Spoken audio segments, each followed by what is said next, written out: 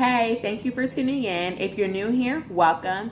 This video will be one of many expressing to you how I feel about substitute teaching. I'll talk about my experience, what to expect, a few tips along the way, and also the difference between elementary, middle school, and high school. Let's get into it.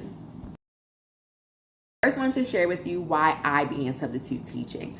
Honestly, it was the best job position that was suitable for me and my family. There's someone that wants to work full-time, but it makes no sense to pay the extra funds for childcare. I believe substitute teaching is the best position if you have kids in school.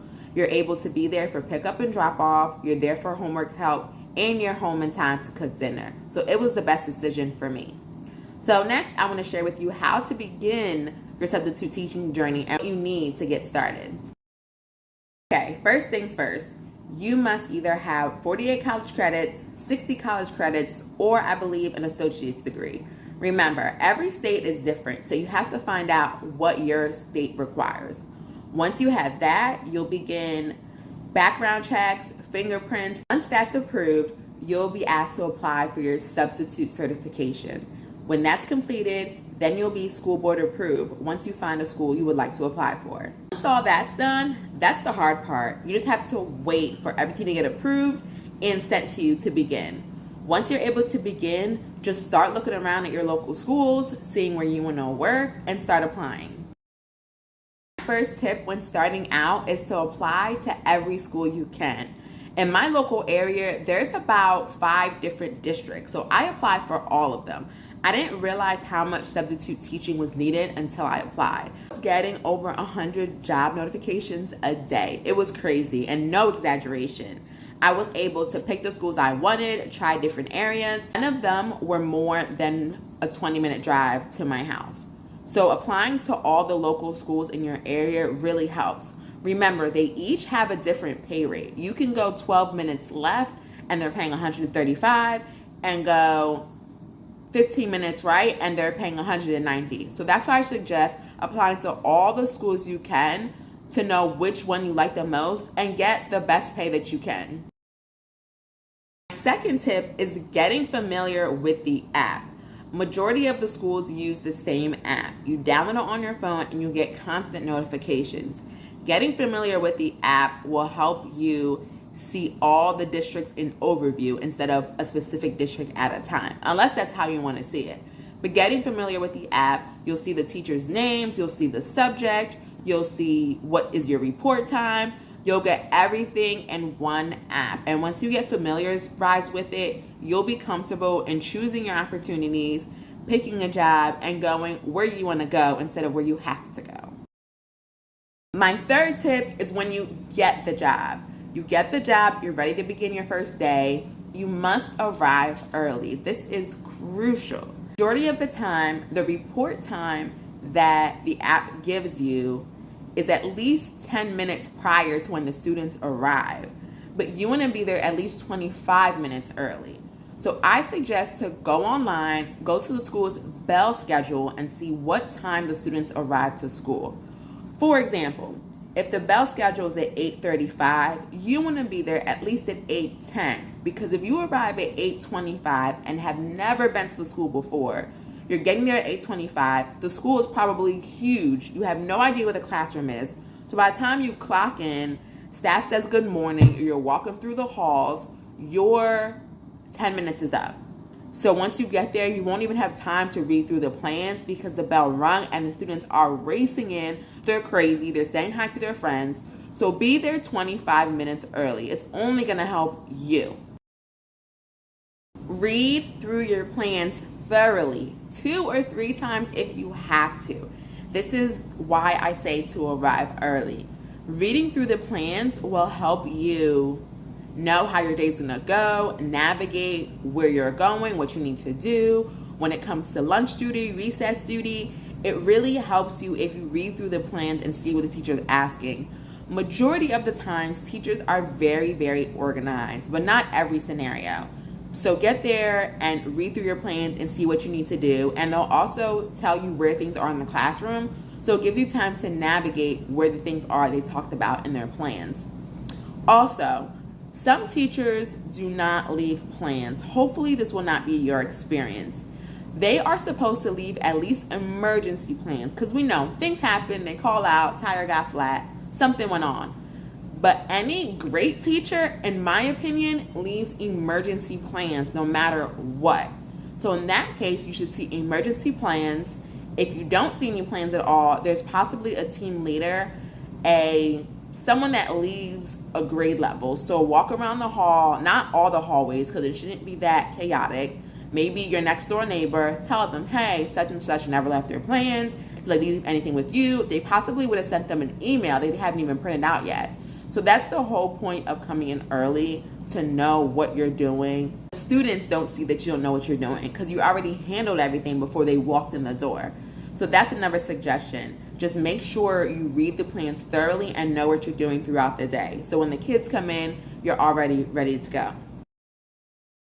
My next tip would be bring a change of clothes. And I'm going to tell you why. I've been guilty of this many times. I do not bring change of clothes, and I regret it every single time. There may be a time you pick up an assignment, but the front desk switches you because they need you somewhere else. But they didn't do it quick enough for you to see it on your app. So when this comes about, you may be all dressed up, you may have heels, a skirt, a blouse, and when you get there, they're like, oh, I'm sorry, we had to put you in the gym. So you're a gym teacher all day in heels walking around the gym.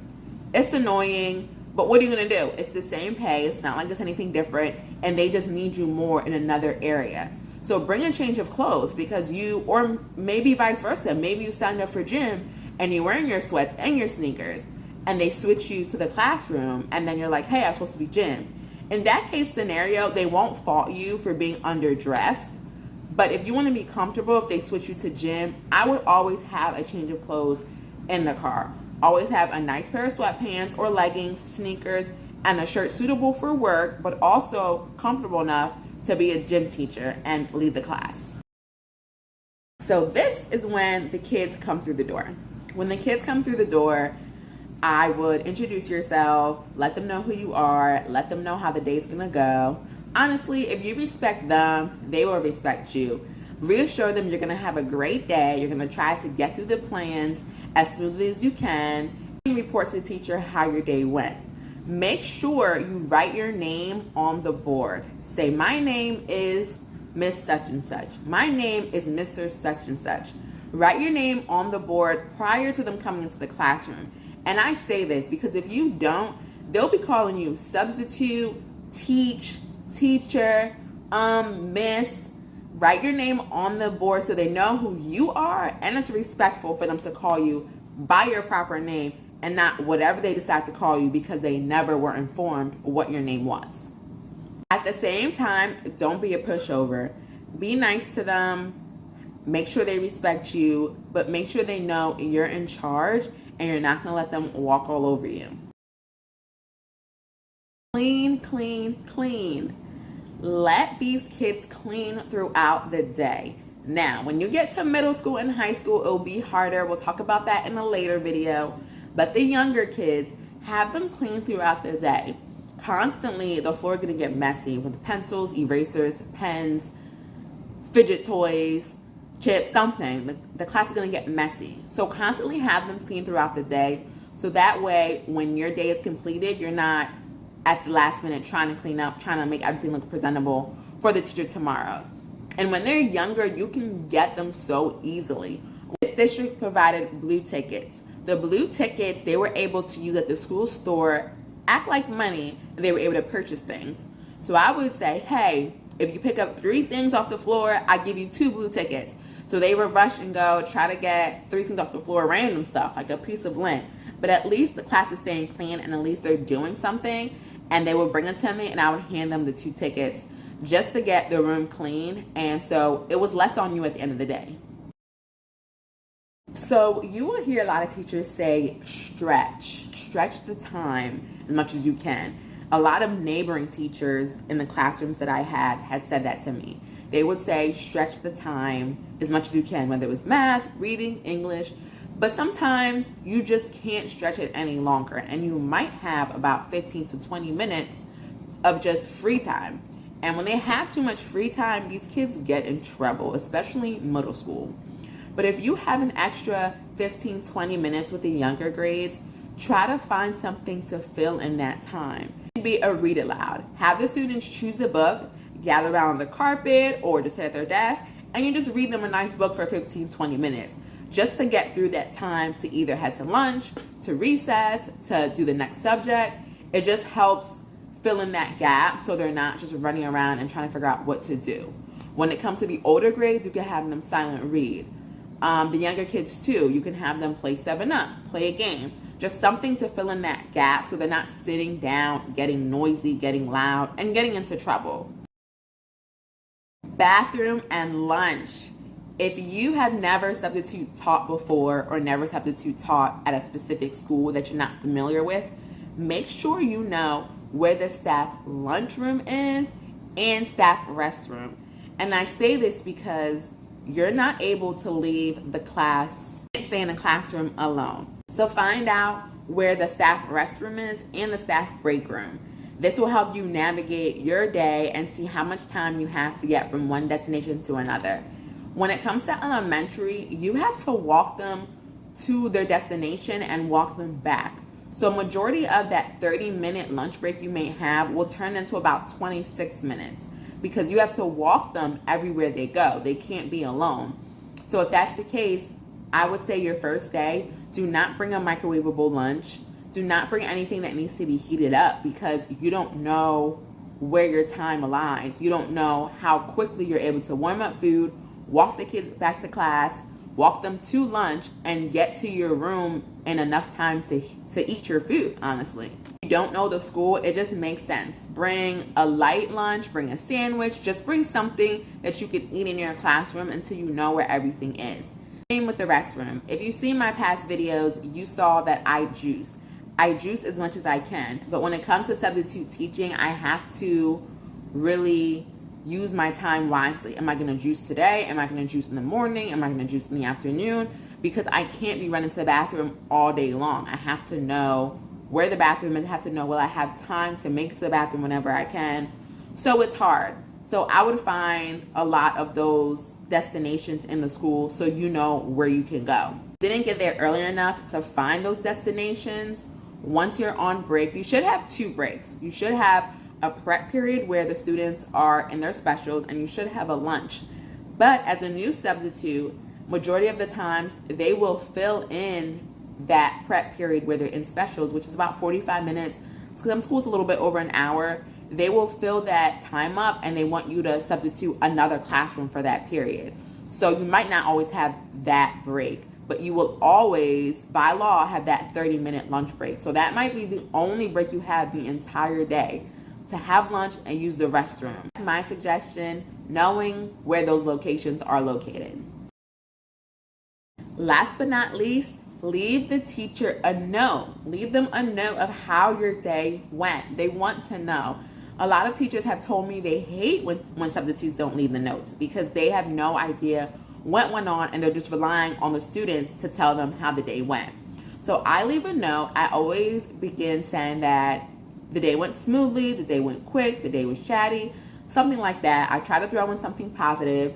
Even if I had a great day, amazing students, and the day was just amazing, I always write. There's always something to write. Like I'll say, we had an amazing day, we played games, and such left early. Like there's always something extra to write. Even if I had a bad day, I explain to them exactly what happened, what precautions I took, and I also at the end write a little side note. I will substitute your class again if needed. Just let them know, even though it was a horrible day, I will still take over their class. Because I know some teachers feel bad. They think no one wants to take their class and they can never get a substitute. They can never call out. Just try to reassure them, no matter what the outcome, I will still take their class when needed. I normally start my note in the beginning of the day. And I do that because things happen all day and you don't know what you remember and what you won't. There was a time where I had multiple students leaving. One student left for intervention, another student left for band practice, another student had to go to the nurse, and they missed certain parts of the day. So when I said Brian, for example, left at 2:30 for band, he missed the social studies lesson, but I gave it to him and told him to do it for homework. So just to let them know they weren't here for the lesson. If they got stuff on the homework wrong was because we went over it as a whole class, but he wasn't there for the lesson. So just reassure them what's going on the day. So in case the student actually has something to say to them, they'll be believable when the teacher comes back because you wrote them a note about the situation. Like I said, this will be one of many videos I will share with you about my experience as a substitute teacher and anything that can help you in the future. If there's any questions or concern you wanted me to address in my future videos, definitely let me know. Leave me a comment. I will be sure to answer every single one. Like this video so far, please don't forget to hit the like button and subscribe. Thank you for joining me. I'll see you next time.